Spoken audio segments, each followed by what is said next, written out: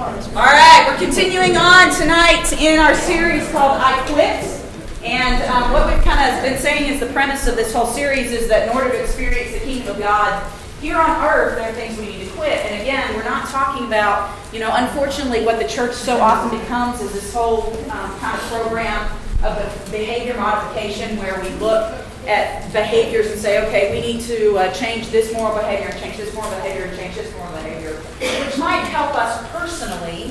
It might help us personally to be better Christians, to be better examples, to be better witnesses. But when it comes to this idea of creating the kingdom of God on earth, we've got to go further than just our moral choices. We have to go a little bit further and a little bit deeper and do things that are a little bit harder sometimes and give up on some things that seem to be kind of second nature to us as human beings. And so when we started this series, we looked first at I need to quit making excuses, because throughout this sermon or this sermon series, you might find yourself making a few excuses for why you can't quit the thing that I'm asking you to quit. And so we started right off the bat by saying, hey, we're just going to quit making excuses. So that's what we talked about a couple weeks ago. And then last week we talked about complaining. Maybe I should have passed some chocolate last week as well. That was a tough one, and I made reference to that as I was preaching to say, oh man, this one's right at me, because I have a tendency, guys. It's genetic. I spent a month with my mom this summer, and there's no doubt about it, the complaining is in my genes. And so, that was kind of a tough one for me to preach last week. But let me also say, it's nothing in comparison to this week. Nothing in comparison to this week, and that's why earlier this afternoon when I was like, oh, this is going to be a tough one, and then I went in my office and found this huge bag of chocolate, I was like, yes, I need me a little some of that, and some other people might need some of it as well. So, this week, I quit living in fear. This one's about fear this week, guys. And just like the other ones, fear, like complaining, like excuses, is kind of the human default. It's something that we don't have to be taught. We don't have to be taught how to fear. In fact, most scientists will say that coming out of the womb, that all babies, as they come out of the womb, automatically fear two things. They fear falling down, and they fear loud noises. Every single one. In fact, if there are there are babies who are born that don't have these fears, they start looking into things. If there are loud noises around a baby and they don't react, they automatically start looking into their hearing and things like that, because a baby automatically has a fear of loud noises. So fear is one of those things that's just inborn in us. It's a human part of our condition. And so, we've got to accept that on one hand, but we've also got to learn how to deal with it. And so it's part of the human condition, but it doesn't have to be something that runs our lives and causes us to live lives that are not the best for what God wants for us. So, almost every fear, and I want to thank everybody who responded to my Facebook stuff. I put up on my Facebook this week, what are you afraid of? And I got some great answers. There were lots of different answers. Some of them were kind of funny. I found out that I have two friends that are just deathly afraid of birds, and they both have very similar experiences of being at Epcot and having birds attack them. I mean, who knew? So I was like, oh yeah, I get that. You're afraid of birds. Okay, that makes sense. There were all sorts of very serious and heavy ones. There were some fears that I identified with, some fears that I was like, that doesn't bother me, but that's other people have, people are different, and so we all have different fears. But as I looked at all those fears, they all fell basically under four categories. There are really four categories of fear that we deal with as humans. The first one is the fear of loss. Whether that be the loss of someone or something or our lives, there's this fear of loss. Anyone deal with that one? Anyone willing to say, yeah, I think there's a lot of them. And I heard a couple of those as I was looking at this Facebook post. There were several people that said, I fear losing this, or I fear losing this person, or I fear losing this thing. It's a very common fear, and it's a heavy, heavy, heavy fear. The next one is the fear of failure. This one was named several times as well. I think this is one that impacts most of us, a lot of us. whether that being a personal failure where, we fail to do something well, or we just don't finish a job, or we fail somebody else. The fear of failure is another big one. Anyone deal with this one? I deal with this one. This is a pretty tough one. And I'm only asking you to raise your hands, not so much just to kind of show you that, hey, you're not the only one. This isn't something, you're not the only one, not to embarrass you, not to point you out or anything, but just to say, hey, we're all dealing with these things. The next one is fear of rejection. This was named as well several times. Whether it be a rejection of you personally by someone maybe that you love, or a rejection, right now a lot of people are looking for jobs, and there aren't as many jobs in this area as there are people, and so there's a lot of rejection going on. The fear of rejection is a big one. Anyone else deal with that one? Yep, me too. Oh, wow, that was a quick one. That was almost like a Heil Hitler rate. Yeah, I know, and that's kind of the point, is that at one point in our lives, probably all of us have these fears, right? Here's the fourth one. Fear of the unknown. This one just kind of bulk covers everything, right? The fear of the unknown. What's going to happen? What's going to happen in the future? What if? And so, if you think about the things you're afraid of, they probably fall under one or more of these things. And again, this is pretty heavy. Has anyone opened their second piece of chocolate yet? I mean, as this is kind of starting to cause you a little anxiety. I mean, these fears are real, and they're big. And they have the tendency to control us. But if we're going to experience the kingdom of God, we can't let these things control us. We have to be able to deal with them and deal with them well. So the great thing is the Bible helps us in this area. Fear is discussed over 100 times in Scripture. That's in the top 5 things that are discussed in Scripture. Fear, money, who God is, the Messiah, those are some of the big ones, and fear falls right in the middle of that. And I think one of the reasons why it's talked about so much is because it's so prevalent in our lives. Over and over and over again, we find God dealing with his servants who are afraid. And so the first thing we've got to understand is, this is common. God is aware of it. He wants to help us with these things. And so to talk about this sermon, we're going to go back and say, okay, so how do we quit living in fear? We can't just eradicate fear completely from our lives, but we can quit living in fear. We can quit letting fear run our lives and determine how we're going to live. But to do that, we have to kind of say, okay, what have we heard about fear? Have you heard this one? Fear is the opposite of faith. Has everyone heard that at church? Yeah? What do you think that is? It's another one of those little quaint little sayings that's kind of a half-truth, in my opinion. I think it's a little bit of a half-truth because, in fact, you have to have a lot of faith when you have fear. Problem is, it's faith in the wrong things. Fear is faith in the wrong things.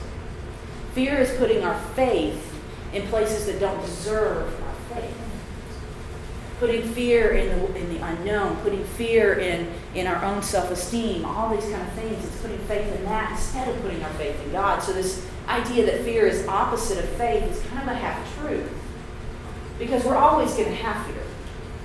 We can't eradicate it. We can't say, if I was more faithful, I wouldn't have any fear. I don't think that's right. I think we're always going to have fear. But we just need to make sure that we're putting our faith in the right things in the midst of that fear. So faith in the what-ifs is kind of the wrong thing, is what I'm kind of getting to in all of that. That a lot of times we put our faith in the what-ifs of life. What if this happens? What if that happens? What if I'm rejected? What if I lose somebody? What if I try this and then I fail? What if this happens in the future? And we put our faith in those what-ifs instead of putting our faith in God. So I think that fear being the opposite of faith is not exactly true. So as we look at this tonight, we're going to go back to those complaining Israelites, okay? Last week we looked at those complaining Israelites and talked about the fact that they were complainers. And tonight we're not going to really talk about them as a group. Instead, we're going to talk about their leader. We're going to talk about Moses, okay? Because Moses, he's one of the biggest Old Testament heroes we have, right? He is the big one, especially if you know people that are Jewish. Oh, man, Moses is the big dude, right? He is the hero. He is the one who they look at as kind of second in line to God. And so he's a big leader, right? But he's also the master of the what-ifs. He's also a guy that God had to go over and over and over again and deal with his fear, because he really was this master of the what ifs. And so we're going to be looking tonight over a couple of chapters, and we're going to kind of just do an overview of each one of them. Exodus 3 and Exodus 4 is where we're going to be. And so in Exodus 3, God's been talking to Moses through the burning bush. Now you would think, after experiencing something like that, after being out in the desert and realizing, hey, this bush is on fire and it's not being consumed, it's just continuing to burn, but nothing really is happening to it, it's not changing. Oh, and plus, this fire is talking to me. You would think after that you'd be like, for anything. Okay, yeah, all right, whatever the bush tells me to do, that's what I'm going to do. But Moses, he kind of hesitated. In fact, he hesitated quite a bit when God starts talking to him through this burning bush. And the great thing about Moses is when God starts talking to him through the burning bush, he covers his face. Why? Because he was afraid. Now, you might go, oh, yeah, Moses, wow, dude, what was wrong with you? Why were you afraid? Well, this is healthy fear. This covering his face because he was in God's presence and he was afraid of that, that's healthy fear. And before I say anything else about fear, I just want to say that there is such a thing as healthy fear. Sometimes when you hear preachers start talking about you getting rid of their fear, it almost makes it sound like you live with total abandon and you do risky things because you don't have any fear, and that's not what I'm saying. There's healthy fear. There are some things that we should be really, really afraid of, like bushes that are burning, whether they're talking to you or not.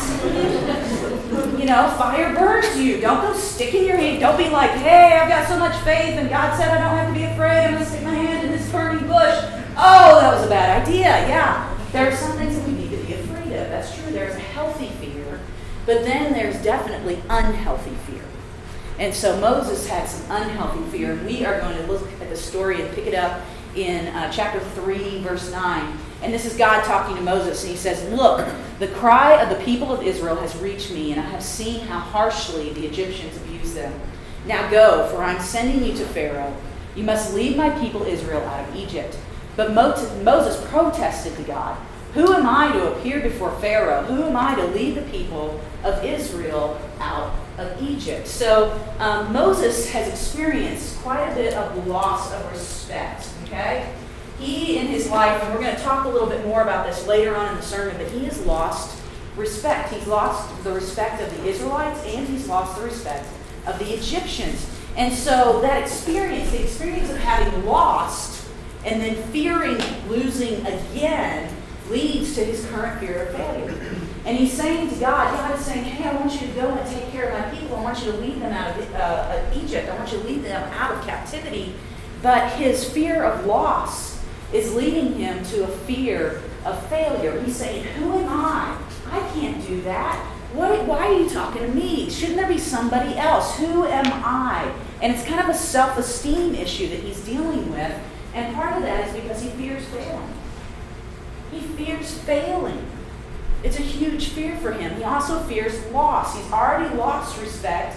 He doesn't want to put himself in that same situation again. And so here already we see that he's got some huge fears going on. And there seems to be a little excuse making here going on in this conversation, don't you think? It's also kind of like, wait a minute, God, choose somebody better. I'm not sure that I'm good enough. And it's kind of a little passive-aggressive kind of, thing going on here. I'm not the guy. Maybe you should try somebody else. Take your burning bush down the road and see if you can find some other poor sucker, to do this. And so it's kind of a little excuse-making going on in this conversation as well. So a couple things that Moses needs to quit here. He should have listened to the first sermon on making excuses before he got to this one. But he continues on. God answers him and answers his fears, and he says, I will be with you. And this is your sign that I am the one who has sent you. When you have brought the people out of Egypt, you will worship God at this very mountain. So the solution, there's backwards N. Dang it, I thought I got them all. There's my fear of failure right there. I failed. Failed you guys again. The solution to Moses' fear was the presence of God. God says to Moses, hey, I'm going to be with you. Don't worry, I'm going to be with you. It was the presence of God that he used in order to calm that fear. But the interesting thing is the proof of that, did you notice this? The proof is not coming until much later. He told them, I'm going to be with you every step of the way, but you're really not even going to know that for sure until we get out. And then you're going to be on this mountain with those people and you're going to go, wow, God was with me. And so God's presence is going to be with them, but the proof of it may not come until much later. And so he's saying, again, you've got to have a little faith. Faith in the right things, but faith nonetheless to get him through this fear. But what he's asking him to depend on is the presence of God, because Moses is going to have to take some steps first. He's going to have to decide that, yes, God is with me. Yes, God is sending me into this place to do this thing. And I'm going to rely on his presence, even though it may not be clear that his presence is with me until much later. I'm going to carry on. But Moses protested again. If I go to the people of Israel and tell them, the God of your ancestors has sent me to you, they will ask me, what is his name? Then what should I tell them? And God replied to Moses, I am who I am. Say this to the people of Israel, I am has sent me to you. Now, we've talked about this passage a lot of times, about the whole I am statements, especially before Easter last year when we looked at all those I am statements found in John. But what happens here is Moses comes back with another fear here. What is his fear this time? Well, it's basically a fear of rejection. What if I go to the people? What if I take this act of faith? What if I step out on faith and believe that you're going to be with me, and I go to them and then they reject me? What if they say, who sent you to do this? How are we supposed to believe that this is real? And he's afraid again of being rejected by his people. And these fears are a reality, guys. It's very, very much a reality that he was going to be rejected by his people. He knew that. God knew that. It was a reality. But yet, God answers the fears with his personhood. He says, tell them that I am sent you. Tell them about who I am. Tell them about my personhood, that you have met with me and you know my character, and this will be proof to them that I've sent you. And so he's saying to Moses, here's how you answer your fears. You rely on who I am. Not only do you have to rely that I'm with you, but you have to rely on the fact that I am God. You have to rely on my personhood, who I am. Moses keeps going, right? Moses protests again. What if they won't believe me or listen to me? What if they say the Lord never appeared to you? What if? I mean, it's easy to see which of the fears this one is, right? It's the fear of the unknown. Now he's just making up all sorts of stuff. His earlier fears, pretty solid. He knew those things were going to happen. He knew that they were not necessarily going to believe him. They knew that he was going to be questioned and he might be rejected. But now he's just making stuff up. Now he's just going down this list of all sorts of things that might happen. Anyone else really bad at this? I'm the type that, I'll stay up at night, all night long, dreaming up all these different scenarios in my head of, well, what if this happens? Well, what if this happens? Well, if that happens, what if this happens? And it's the fear of the unknown, and it can debilitate me. And that's where Moses was at this point. God has answered some of his fears, but he's still like, well, what if? What if they don't believe me? What if they think I'm crazy? What if they think I made all this up? What am I going to do then? And what ifs are really dangerous territory, aren't they? Because wow, we can talk ourselves out of a lot of stuff. And wow, we can get ourselves worked up over a lot of things. And wow, things look really big in the middle of the night that maybe aren't so big in the daytime. It's dangerous territory, this whole what if game. But there are a couple things that we need to understand about what ifs. And that is that they tell us things. Our what ifs, when we start saying these, well, what if, they tell us a few things. And the first thing a what if tells us is they show us what we value. They show us what we value in our lives, because a lot of times the what ifs that we ask have to do with the things that we really value in our lives. What if I lose my job? What if my spouse leaves me? What if this plan doesn't come together? What if what if the market crashes? What if, all of these things that are in the future that we don't really know about, it shows us what we care about.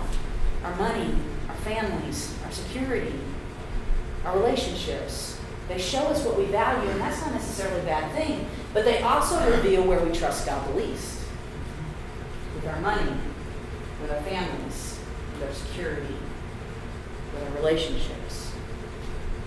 Our what ifs tell us where we trust God the least. And so Moses is on very, very dangerous ground here, because Moses values acceptance. You can see when he starts talking, when he starts going down this what-if trail, that what he really values is acceptance. And the fact is that he's always been a misfit. Moses has always been a misfit all of his life. If you remember his story, he was adopted, right? Kids who are adopted have issues. I mean, already, Casey at 3 years old, in the midst of all this potty training, already I'm starting to see he knows that he was abandoned. And it comes out in his behavior. And so it's hard to be adopted. Moses was adopted. He was a misfit. He was adopted into an Egyptian family, even though he was of the people of Israel. Even though he was a Hebrew, he was adopted to be an Egyptian. And he never really fit in with the Egyptians, but he didn't fit in with the people of God either. He didn't fit in as a Hebrew. And so he was always a misfit. He was kind of always on the outside. And so at one point, this came to an absolute head, and he ended up being not accepted by either group, and he had to kind of run away. He killed somebody. He killed an Egyptian. He thought that was going to raise his status with the Hebrews, but it did just the opposite. And then they became afraid of him because he had power over them, and so he had to run away to the desert. And he found acceptance with the sheep in the desert. Acceptance was important to him. Yeah, I heard that little snicker over there. I'm not saying that. I'm just saying that, he was out in the desert and he was happy. And now God is asking him to go back and put it all on the line again, and go in front of Pharaoh and go in front of his people and risk being rejected one more time. And his what-ifs showed what he valued most, and that was being accepted. So how did God answer this fear? Well, there's a whole section in the rest of these verses that kind of goes through that. But basically, God showed him his power. He said, what's that in your hand? And it was a staff. It was basically a stick. And he said, throw it down on the ground, and it turned into a snake. And then he said, pick it back up again.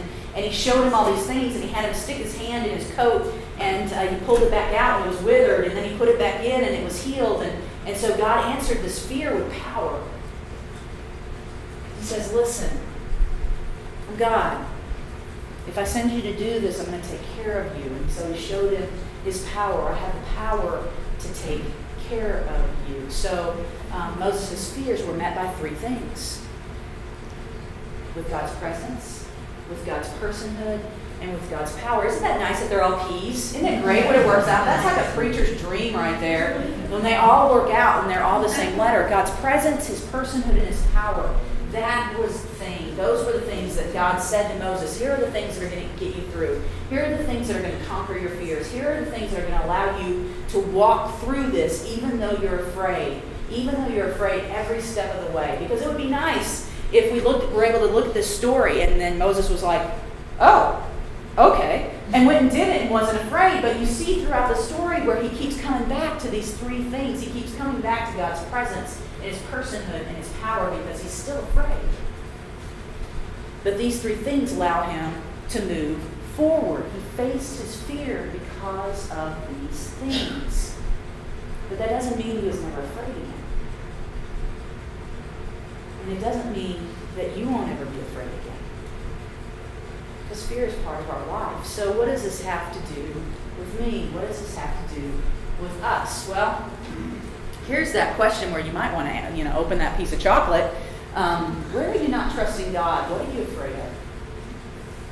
And some of you answered these questions already on Facebook this week, and some of you private messaged me and answered these because you didn't want to put it on Facebook. You don't send it to people.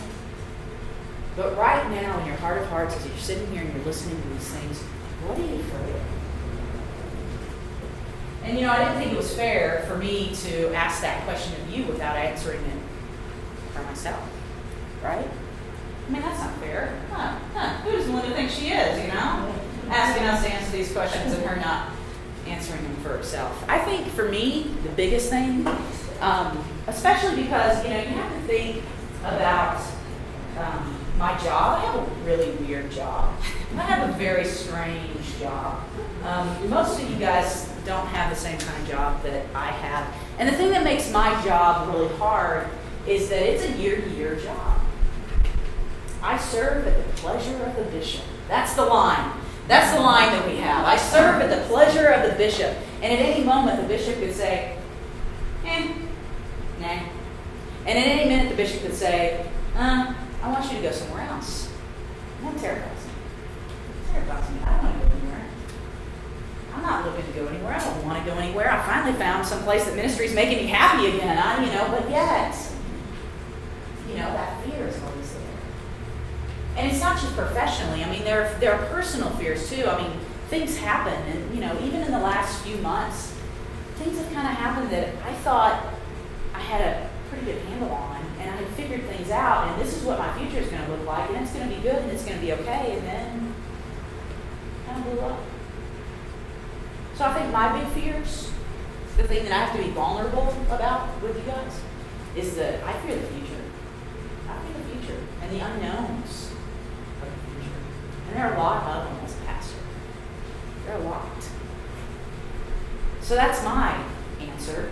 And so once we have that answer, if we're going to move forward, if we're going to keep fear from just completely dominating our lives, that's the first thing, is admitting your fear. So here I am standing up here admitting my fear to you guys, not to just you, but to God as well, and choose to trust God in the midst of that. Instead of putting my faith in the what ifs, putting my faith in God and saying, you know what? I don't know what's going to happen. I don't know what's going to happen for me personally. I don't know what's going to happen for my son. I don't know what's going to happen with my job. I don't know what's going to happen, with my social context. I don't know what's going to happen with those things, but I choose to trust God. I choose to say, He does. He knows. And that's hard. It's really hard. But admitting your fear and choosing to trust God, that's step number one, especially when making decisions. I cannot stress this enough. Especially when making decisions, we have got to be able to admit our fears and then choose to trust God.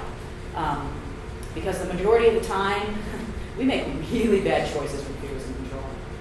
I don't know if that's true for you guys. It's definitely true for me. Make really bad choices when fear is in control. And so we have got to allow God to be in control of our fear instead of our fear being in control of us. And 2 Timothy chapter 1, verse 7 is one of those verses that you can really look at and say, okay, this is something I need to remember when fear takes over. And this is what it says in the New King James Version. It says, "For God has not given us a spirit of fear, but of power and of love and a sound mind." And as someone who is all about plans and all about choices and all about that, I don't know if you guys have noticed that about me, but I like to have a plan, and I like to be able to, here we're going to do this, we're going to do this, we're going to do this. That sound mind thing is pretty important to me.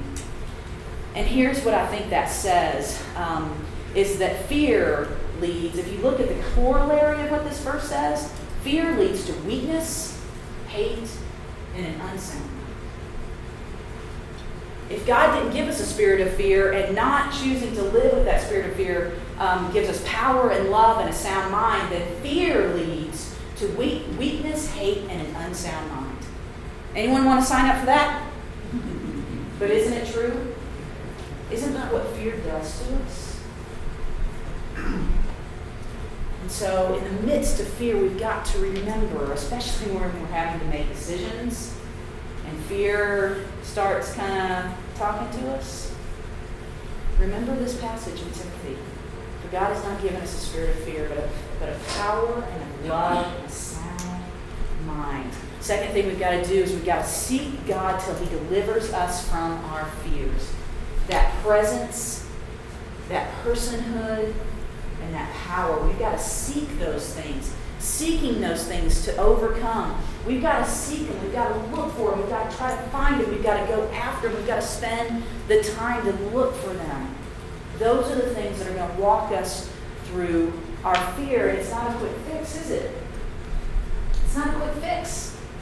Unfortunately, it would be nice to be like, okay, check mark, seek God's presence, seek His personhood, seek His power. It's not a quick fix. Sometimes it takes us a long time, and sometimes we have to just continually be seeking because it's not even a permanent fix.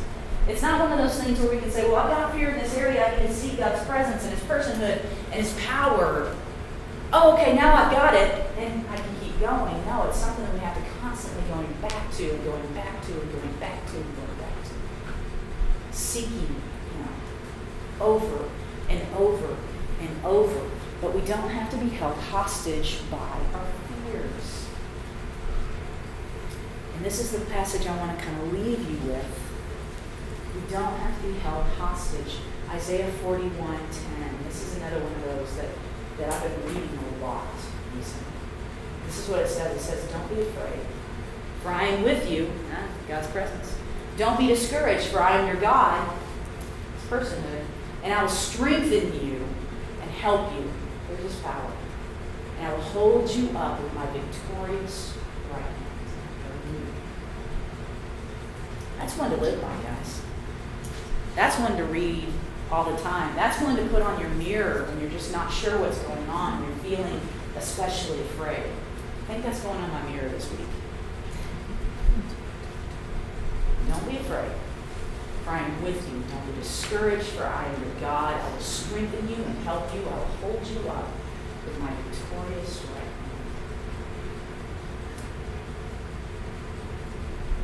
Fear is always going to be there. But God's always going to be there as well. Fear is trumped by God.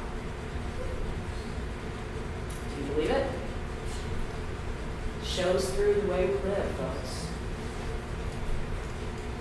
And you know what? Sometimes fear gets the better of me. But I'm seeking. Located. For His power, His presence, and His personhood. Let's pray together.